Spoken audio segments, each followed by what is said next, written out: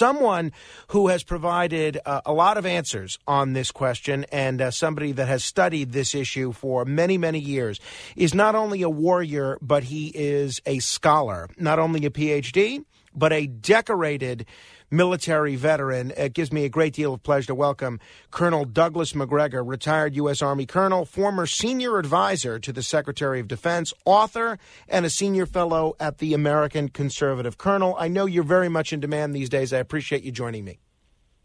Oh, sure. Happy to do that, Frank. Colonel, we spoke, I think, back in December, the last time that we were on the radio together. And at that time, if I remember your analysis of the Eastern European situation, you had indicated that you thought that Putin would go into eastern Ukraine, the Donbass region, but that you thought that he would stop essentially at the Dnieper River and not go to the west. It seems like this invasion has indeed gone to all of Ukraine. Is that a fair characterization of how Putin has used this invasion? No, absolutely not. He stayed east of the Dnieper River. He did. Two-thirds of Ukraine has not been attacked, and there is no evidence that he wants to attack it. He seized exactly what I thought he would, the Russian-speaking areas, and what you're seeing on television are images, many of which are false, some of which are accurate, most of which are very misleading, suggesting that there is some great national uprising against the Russians in eastern Ukraine. There isn't. There are areas where there's resistance and lots of areas where there isn't any resistance. And he, as I said, has stayed behind that river. What he's done is he's appealed to Zelensky to essentially put down the arms and stop fighting. He hurriedly has surrounded concentrations of Ukrainian forces in towns and cities. The three largest cities are in Russian hands for all intents and purposes. Kiev is surrounded. He has not gone into it because he doesn't want to damage it. In fact, the entire approach that the Russian army has taken is to minimize property damage and to try and avoid killing as many people as possible. This is something people don't understand. They keep saying, well, where are all these massive assaults and blitzkrieg tactics? Well, that's not what you're going to see because he doesn't want to do it. So I didn't realize that your prediction from December was right on the money, that he hasn't gone to the west. And just in general, I want you to reiterate what you just said, if you would. And I'm sorry to interrupt to ask you to reiterate, but again, I guess it's the host's prerogative occasionally. The media narrative, and it doesn't matter whether it's conservative networks like Fox, for the most part, with the notable exception of Tucker Carlson, or liberal networks like MSNBC and CNN, the media narrative has been that Putin is a Hitler-style madman, on par with some of the worst dictators in history, and he has this bloodlust that can only be satiated by going into all of Ukraine. You seem to think Putin is behaving much than all that. Oh, absolutely. Putin is not a Hitlerite figure at all. He's a Russian nationalist, a devout Orthodox Christian, and he reveres his country's history, its culture, its way of life, and he's set out to essentially prevent us from stationing on Ukrainian soil missiles and forces designed to hold a knife at the throat of Russia, which is exactly what we've been up to now for the last 15 years, probably 20. He's not going to accept it, and he's told us that repeatedly. He suggested that we renounce any intention of bringing Ukraine into NATO. We refuse to do it, and people say, well, that was really never on the table. But it's been his experience that whenever he has not asked for some sort of guarantee, he stood by and watched as more and more countries bordering the Russian state have become members of NATO, and he doesn't want it to continue. That's the first thing. The second thing is these areas that he's currently moved into are historically Russian. The Ukraine, which means on the edge, Ukraina, is really the area beyond the Dnieper River. And that area is the heartland of Ukraine. That's the breadbasket, as we say, of Europe. That's the rich black earth. And he's not interested in going in there because he knows the population there is actually different and distinct and has a long history of being westernized, either with the Polish-Lithuanian Commonwealth for 400 years or under Austrian or German or Swedish domination. So he understands his own region and his own country, but he wants it to be neutral. And I think what we're going to find is that when he gets into these discussions with Zelensky, he's going to offer to neutralize and leave independent the territory that's west of the Dnieper River. I don't know what he's going to do with the east, whether he plans to stay there, make it part of Russia, set it up as an independent Russian republic called the Ukrainian Russian Republic or something of that nature. I have no idea. But he's certainly not going to turn it back over to an independent state that could conceivably invite foreign forces into it. If people just we're talking with Colonel Douglas Macgregor, decorated retired U.S. Army Colonel, former senior advisor to the Secretary of Defense. He was also President Trump's nominee to be ambassador to Germany, although that ambassadorship didn't ultimately come to fruition. Did Vladimir Putin need to go into Ukraine once they had the guarantee from Biden and other countries that they would not send troops to repel Russian forces? It would stand to reason that once America says we're not sending troops into Ukraine, that we wouldn't honor any Article 5 treaty invocation if Ukraine were to be a part of NATO, and that would seem to alleviate some of Putin's stated concerns about NATO aggression on its border. Did he need to do this? He's not willing to bet on promises made by Biden or any other president. President George Bush Sr. made it abundantly clear. It was memorialized in documents among the foreign ministers of Great Britain, the United States, and Germany and France that we, under no circumstances, would admit Poland, Lithuania, Latvia, Estonia, Hungary, Slovakia, or Romania to the North Atlantic Treaty Organization. We made it very clear that we would not exploit the vacuum that would be left once Soviet forces withdrew from those states, those countries. That was ignored, and Bill Clinton began the process of bringing in Poland, and then subsequently his successors continued that process until all of those former Warsaw Pact countries became members of NATO. And then, of course, we pushed our forces into those areas, conducting military exercises within 50 nautical miles of Russian territory, St. Petersburg in the Baltic. We began moving into the Black Sea. As a result, he concluded, we've been lied to repeatedly for decades. They're now moving as close as they can, and that's why he went into Crimea in 2014, because it was clear to him that eventually Crimea would become a NATO naval base, and he would have U.S. and allied warships docking there and using that as a platform. Remember, those places are within striking distance of many, many areas of strategic importance to Russia, across the Black Sea, to Iran, to the Caucasus, even into Central Asia. And as a result, he felt compelled to act. He thought that by seizing Crimea, he would send an unambiguous signal. Instead, we chose to attack him for effectively annexing something which Russia has controlled since 1776, as long as we've been a nation. And having failed once again in his appeals to Biden and this administration, he did talk to Trump, and he felt confident that Trump understood his position, but President Trump turned out to be unable to control the bureaucracy and the Congress, which was hell-bent to be anti-Russian. And we know the story about the Russian hoax. As a result, we get Biden, and Biden immediately pours buckets of filth and abuse all over President Putin and the Russian state. So I think he concluded, I've got no choice. I'd better act, because I'll wake up and find that once again I've been lied to, and the forces will be on our borders, and we'll have essentially the equivalent of Pershing II missiles, which is a hypersonic missile, always was, within a few minutes of reaching Moscow. And he didn't want to risk that.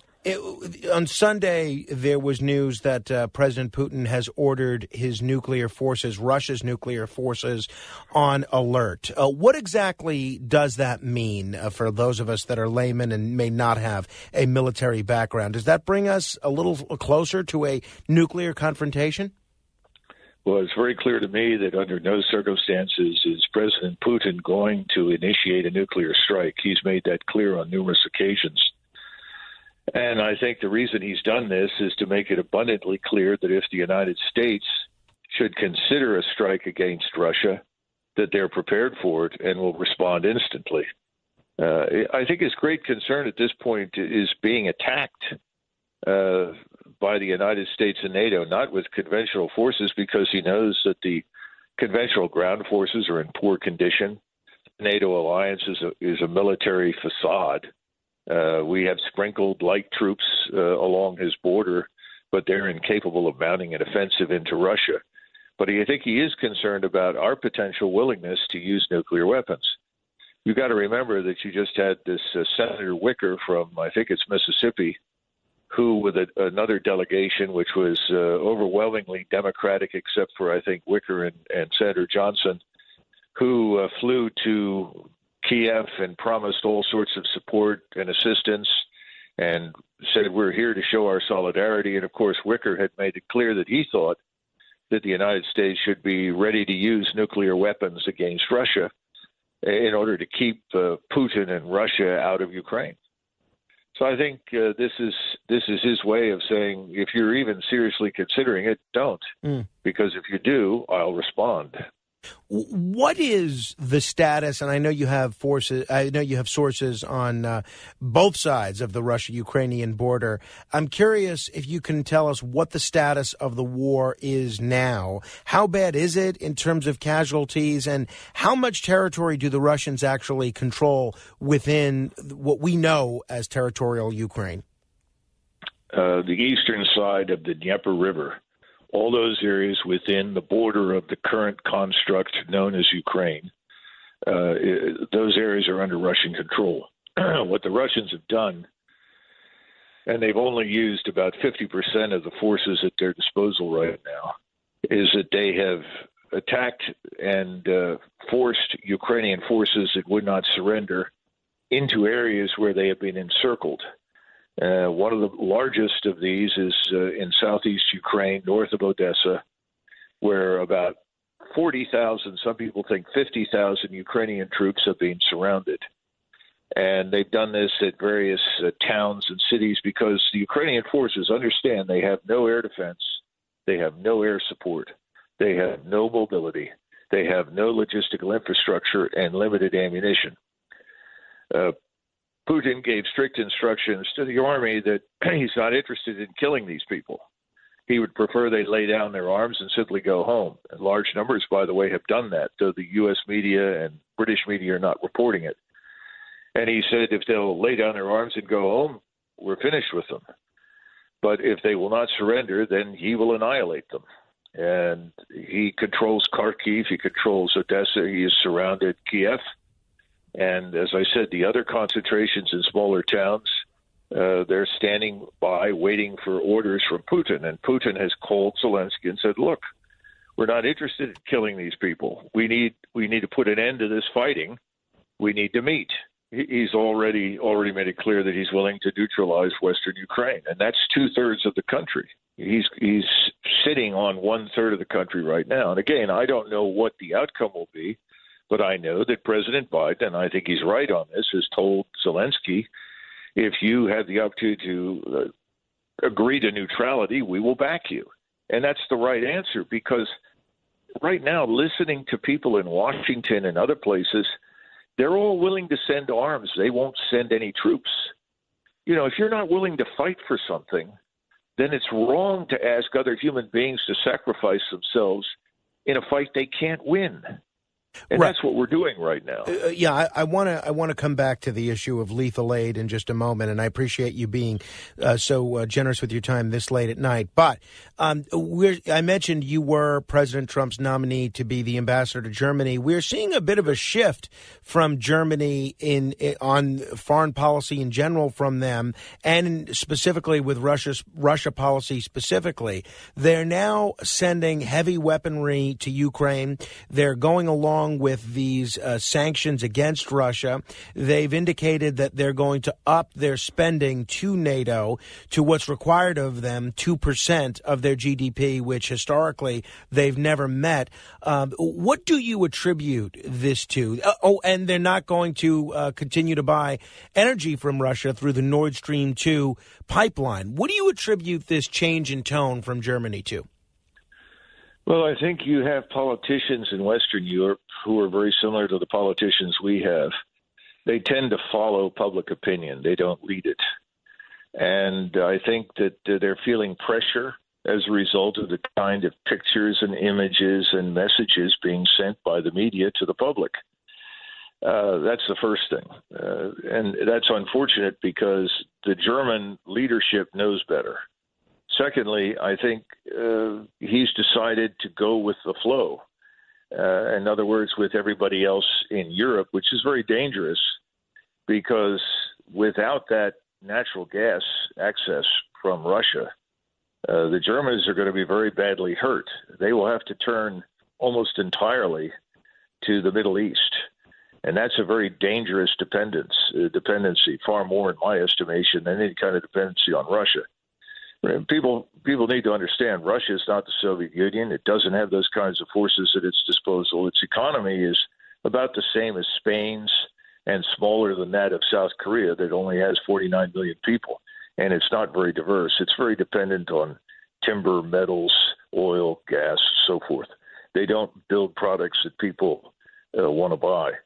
But they have a wonderful market through China and in the rest of Asia, I would argue. Even though the Japanese may say publicly we'll support sanctions, they're just going to buy the stuff from the Chinese. It came out of Russia. The Germans then are in a very difficult position. I don't think it will last. And I think the Germans will be badly hurt by this, and I predict that it will fall apart. The second thing is the financial sanctions aren't going to work because the SWIFT system is not going to be able to harm Russia the way it has harmed others. Russia has $689 billion in gold. If they do nothing, export nothing, produce nothing for 2 years, they're still going to be in very good shape. Their debt to GDP ratio is about 18%, which is almost nothing. Our debt to GDP ratio is over 140, or some people think much higher percentage. Same thing is true in Germany.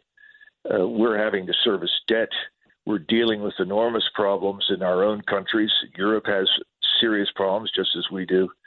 Russia is far more stable, frankly, than people realize. And they have become accustomed to living without access to us and to become almost autarkic. So I think we're on the losing side in this process. We're not going to get the results that we want, but we will succeed in cultivating a very serious enemy in Moscow that is armed to the teeth with nuclear weapons, has a very competent and capable conventional force, when, in fact, we should be seeking better relations with them.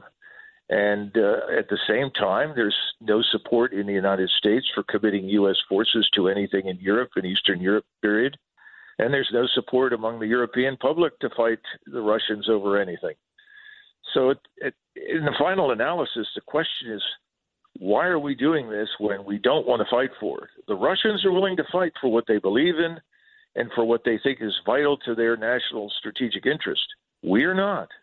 It's not vital to us. It's clear. So what in the hell are we doing? Well, so it's very clear you're not in favor of sending American troops to Ukraine to repel this Russian invasion. You make a strong case for not upping or continuing sending lethal aid to Ukraine, which will not make the difference in a war with the Ukrainians and the Russians.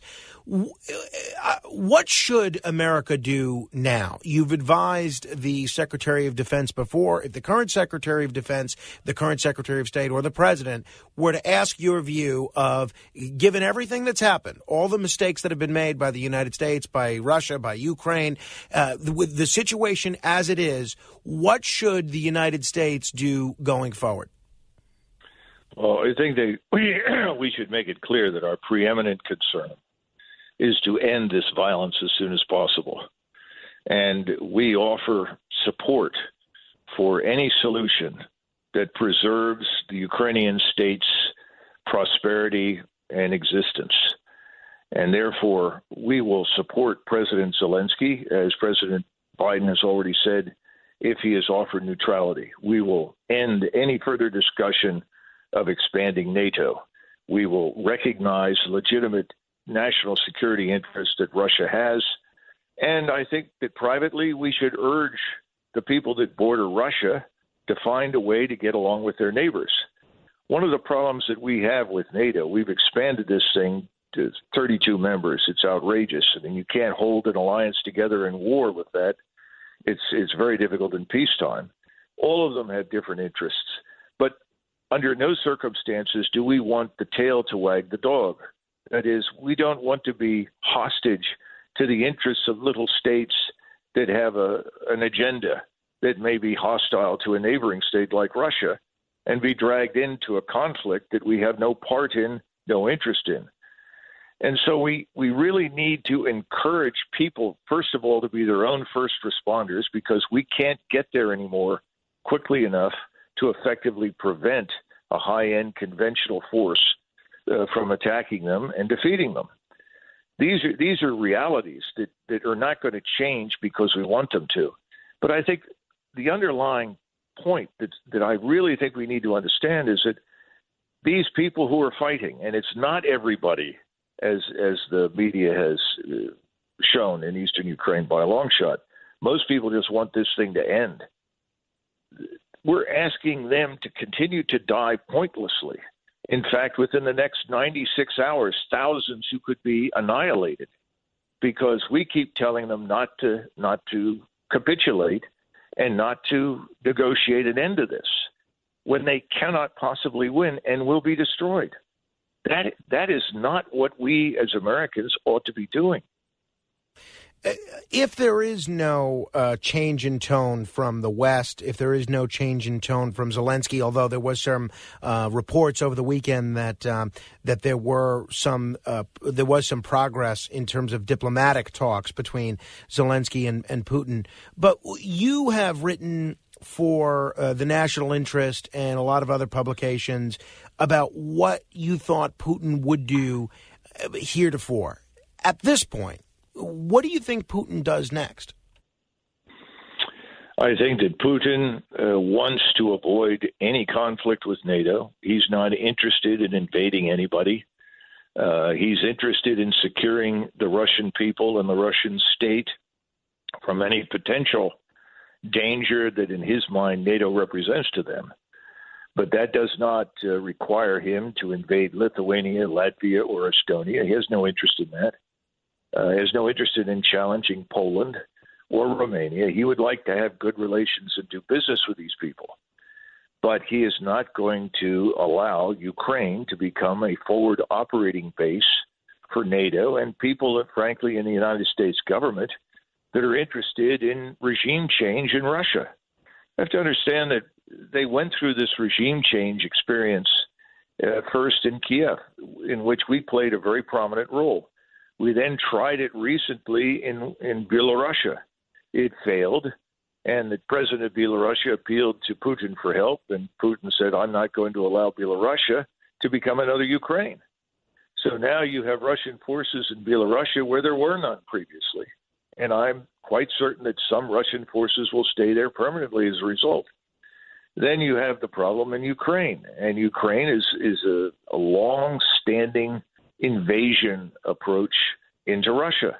There are two approaches, one to the north on one side of the Pripyat marshes and one on the south. And he's not going to allow either of these invasion routes to be occupied by potential enemies.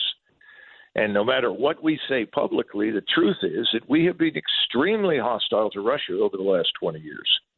And we have done many things to them to humiliate them, to undermine them, and erode their sense of self-respect, and to hurt their economy. We've already got sanctions imposed on him that make absolutely no sense over this Crimea business.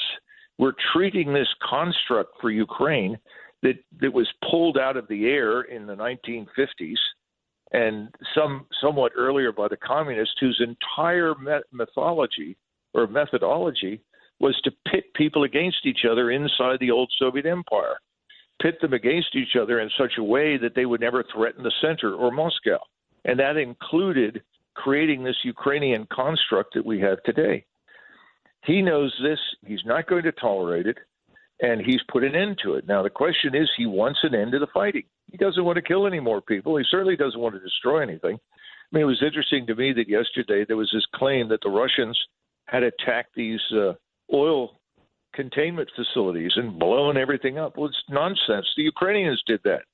This is the sort of crap that comes through our media. No one questions anything. And so you get lie upon lie upon lie. They were talking about the heroic stand of a Ukrainian battalion on Snake Island near the Romanian border, just not far from Odessa, saying they fought to the last man because they hate Russians. Well, that's nonsense. Very few were killed, and they're all sitting in a POW camp in Crimea. Well, this kind of thing has been going on and on. There are plenty of places where the Russians have been welcomed by people, where they haven't had a shot fired at them. We don't talk about that. The situation is very different from what it's depicted by the United States media. Well, it's so interesting. We don't want to be in this. There are a few people that are willing to question the conventional media narrative. I'd put myself in that category of how this has unfolded. Now, whether it's me, whether it's much more prominent people like you, like Tulsi Gabbard, people on the right like Pat Buchanan, people on the left like Katrina vanden Heuvel and Glenn Greenwald, or DSA, the Democratic Socialists of America. Immediately, if you deviate 1 centimeter from whatever the conventional wisdom is on this issue, you're labeled as a Russian stooge, a useful idiot, or somebody that is spouting Kremlin propaganda. I'm not sure I understand how that sort of shouting down and bullying anybody that has a differing view is conducive to effective foreign policy discussion. Oh, well, it's also very damaging to policy development and implementation. It's not very democratic. When FDR was president in the 30s and throughout the Second World War, many, many prominent people, George Kennan is well known, but there are several others, Ambassador Bullitt, who went to Moscow, several spoke out and said, look, Stalin is the enemy of Western civilization. There is no interest that binds us to the Soviet Union. Many were very blunt, saying, if anything, he represents a far greater danger to the West than Hitler. We have no interest in rescuing the Soviet Union or involving ourselves in any way to support them. Anyone who spoke out against communism and the Communist Party of the Soviet Union that murdered millions long before the Second World War began and maintained concentration camps in great numbers long before there was a single one anywhere in Germany or Eastern Europe, they were fired. FDR got rid of them. Now we have the same thing in reverse. Those of us who are saying, no, this is not the Soviet Union. This is not what it appears to be. Your interpretation is wrong.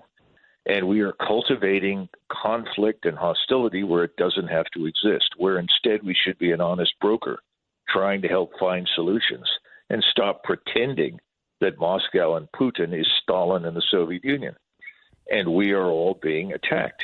It's a very strange set of circumstances, but in a way, it's history repeating itself, although in a different way. So, Sunday evening, you were on Fox News with Trey Gowdy, and they had a reporter, Jennifer Griffin, on right afterwards, and she essentially said that the kind of this is her characterization, not mine, the kind of appeasement talk that you were talking with Trey Gowdy about is exactly what made Vladimir Putin think he could move into a sovereign country like Ukraine. Ukraine. I feel like I need to correct some of the things that Colonel Doug Macgregor just said because, and I'm not sure 10 minutes is enough time to do so, because there were so many distortions in what he just said, and talking about the West and NATO vilifying Putin and sounding like an apologist for Putin, and talking about how he thinks he knows how far Putin wants to go. I don't think anyone that I've spoken to here at the Pentagon or elsewhere in Western intelligence believes they know how far Putin wants to go. And I think that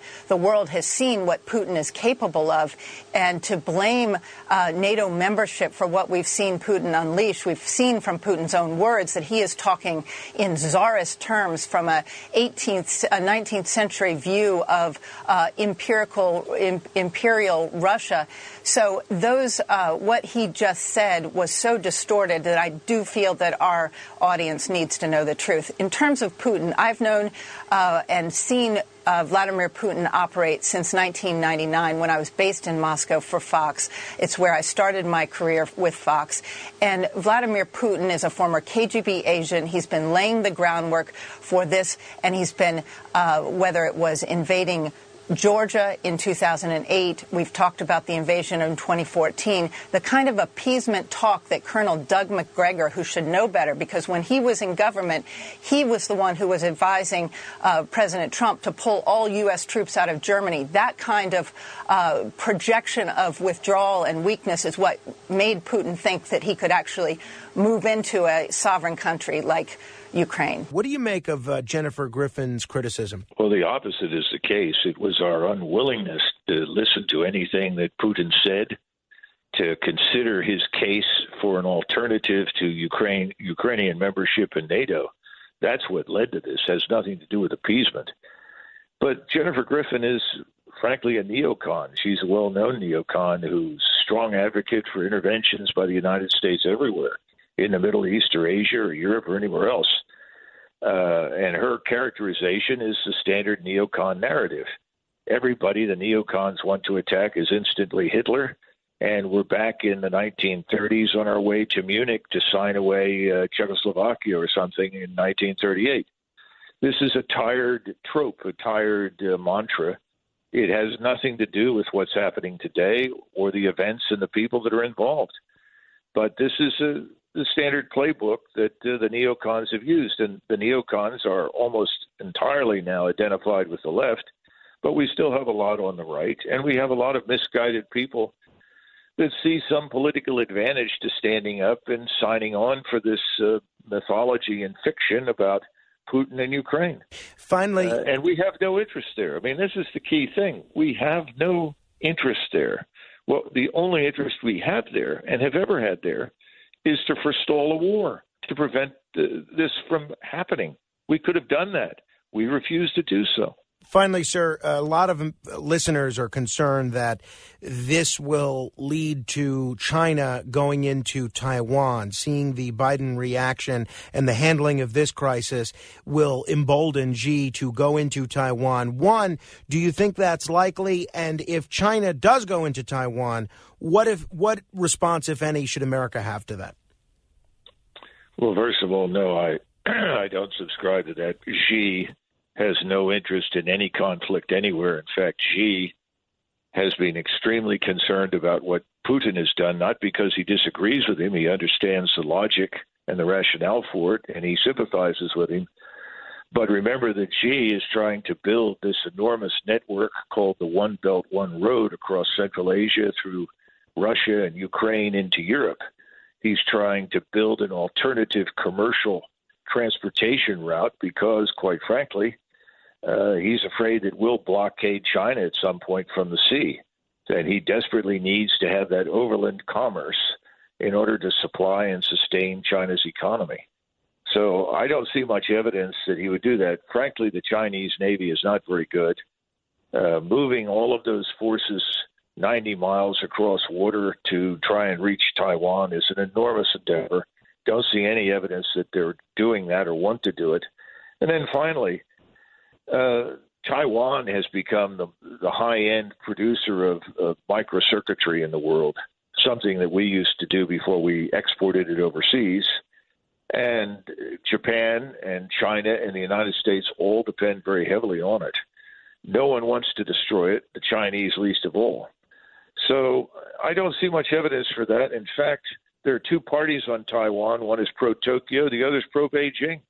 They're both neck and neck, and the pro-Beijing party is the old Chiang Kai-shek party that advocates for reunification with China. So I think that whole thing is a mirage, and I don't know why people keep saying it, except that it's pushed through the media by some of the same people like Jennifer Griffin and others who seem to be in the hunt for another war and another enemy at a point in time when, frankly, we don't have to do that. China is many things, but a military enemy is not one of them. Colonel, it is always enlightening to talk with you. It is a real pleasure to talk with you, especially when there's so many significant events unfolding around the world. And if we're both sent to an anti-Russian re-education camp, I hope we get to be cellmates, sir. Yeah, well, let's hope we don't do that. But there are clearly some people that probably would like to set those up, Brian. I don't doubt it. Colonel Douglas Macgregor, retired U.S. Army Colonel, former senior advisor to the Secretary of Defense, author, senior fellow at the American Conservative, and President Trump's nominee to be ambassador to Germany.